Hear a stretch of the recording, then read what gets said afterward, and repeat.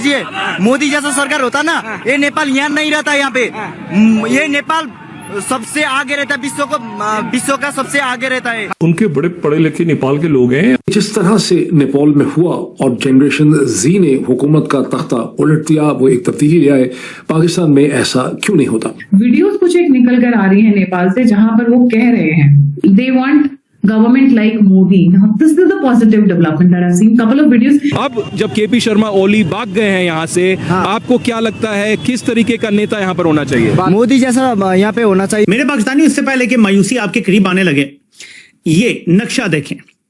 इनकलाब श्रीलंका से शुरू होता है, बांग्लादेश पहुंचता है, बांग्लादेश से नेपाल जाता है, और देख लें कि पाकिस्तान से कितना करीब आप पहुंचा है। सूरत हाल बड़ी खराब हो गई है। आपको सुनने को और देखने को तो ये लगेगा कि जिस तरह किसी और मुल्क के ऊपर हमला हुआ है। ये जो एहतजाज है, इसके अंदर मेजरली नौजवान, खुद वो नेपाल मोदी जैसे नेता की डिमांड कर रहा है बॉस, और इसको कहा जा रहा है जेन जी प्रोटेस्ट नाम दिया गया है। हमारे मतलब एक वहां पे इंडियन प्राइम मिनिस्टर है, हमारे देखें एक भी इनमें से मैच नहीं कर सका परफॉर्मेंस। यहाँ सारी पॉलिटिकल एलिट ही फारिग हो गई। ये वो इंडिया का मोदी है ना, वो मोदी जैसा सरकार होता तो यहाँ पे पूरा थोड़ा कुछ आगे जाता। नेपाल भी कई देशों ने जान लेते। जब तक लोगों को कोई होप रहती है ना कि जी कोई है मसीहा जो निजात का जरिया बन सकता है, जो चेंज कर सकता है सूरत हाल को।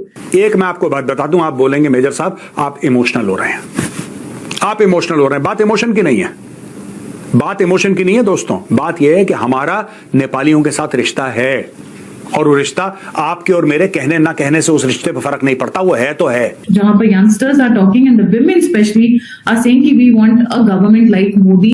हम लाते हैं टॉक शोज और अनलिमिटेड एंटरटेनमेंट सिर्फ YouTube पर। अगर आपने अभी तक हमारा चैनल सब्सक्राइब नहीं किया तो अभी सब्सक्राइब करें और बेल आइकॉन को क्लिक करके हमारी लेटेस्ट वीडियोस के बारे में अपडेट जानें। जो नेपाल के अंदर हुआ वो इसलिए नहीं हुआ कि सोशल मीडिया थोड़ी देर के लिए बंद हुआ था, वो इसलिए हुआ कि वहां के हुक्मरानों का जो अय्याशी वाला तर्ज जिंदगी है उसे देख देख कर नौजवान उकता चुके थे। वहां के अवाम गरीब थे, हुक्मरान अमीर थे, बिल्कुल वैसे ही जैसे पाकिस्तान में। नेपाल जहां फौज ने कभी मार्शल लॉ नहीं लगाया, वहां कोई मॉडल कोई कॉन्सेप्ट नहीं है फौज के जहन में मार्शल लॉ का। वहां पर दर हकीकत 1814 और 1816 के दरमियान में जब ब्रिटिश ईस्ट इंडिया कंपनी हमला करती है नेपाल को फतह करने के लिए, तो गुरखा लड़ते हैं, कट मरते हैं, और वो दो ढाई साल की लड़ाई है, उसके नतीजे में ब्रिटिश इस चीज पे कन्विंस होते हैं कि नेपाली दुनिया के बेहतरीन फाइटर हैं उस खत्ते में।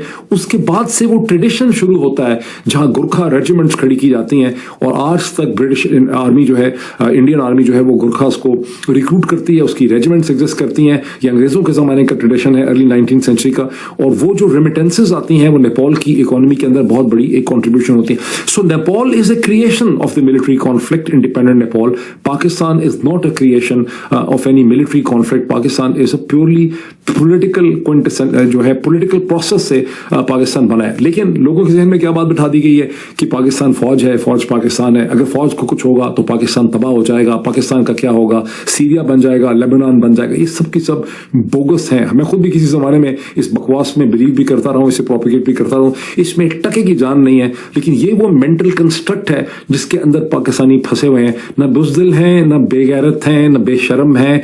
पाकिस्तानी कंफ्यूज्ड हैं, सेंस ऑफ डायरेक्शन नहीं है, इंटेलेक्चुअली पुअर हैं, चीजें उनको समझ नहीं आती, तारीख के अमल को उनसे छुपाया गया है, उनको ब्रेन वॉश किया गया है।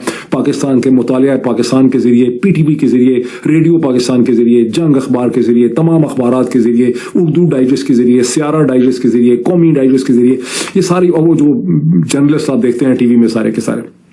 रियलिटी नंबर 2 क्या है? रियलिटी नंबर 2 बड़ी इंटरेस्टिंग है, और 99% पाकिस्तानियों को इसका बिल्कुल नहीं पता।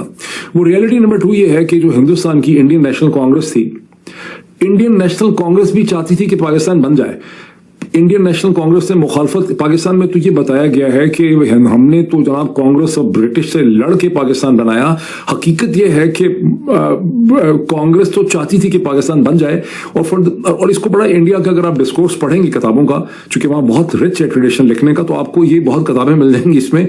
इनफैक्ट अजय बसेरिया जो हिंदुस्तान के लास्ट फॉर्मल हाई कमिश्नर थे, उन्होंने अपनी जो किताब लिखी हुई है उसके अंदर उन्होंने कई किताबों का रेफरेंस इसमें दिया है जिनको आप पढ़ सकते हैं, कि इंडियन नेशनल कांग्रेस को ये लगता था कि अगर मुस्लिम लीग को और मुसलमानों की पॉलिटिक्स को हमने अलग ना किया, इनको कुछ दे दिला के अलग कर दो, वरना हिंदुस्तान के अंदर वो उस किस्म की हुकूमत कर ही नहीं सकते थे जो कांग्रेस को बगैर चैलेंज के 18 बरस, नेहरू को 17-18 बरस हुकूमत करने का मौका मिला। तो कांग्रेस तो ने कागज पे लिख के साइन करके पाकिस्तान की क्रिएशन को अफर्म किया है। जब आप कागज पे लिख के पॉलिटिकल प्रोसेस के जरिए मानते हैं कि ये रियासत बननी चाहिए, तो उनका कभी भी कोई प्लान, कोई लंबा चौड़ा ऐसा कभी भी नहीं बन सका। इसकी कोई एम्पिरिकल एविडेंस नहीं है कि कांग्रेस ने, ये इंडियन नेशनल इंडिया की जो पॉलिटिकल पार्टीज हैं, उन्होंने कोई प्लान बनाया पाकिस्तान को खत्म करने का। यहां ये हुआ है कि यहां सारी पॉलिटिकल एलिट ही फारिग हो गई।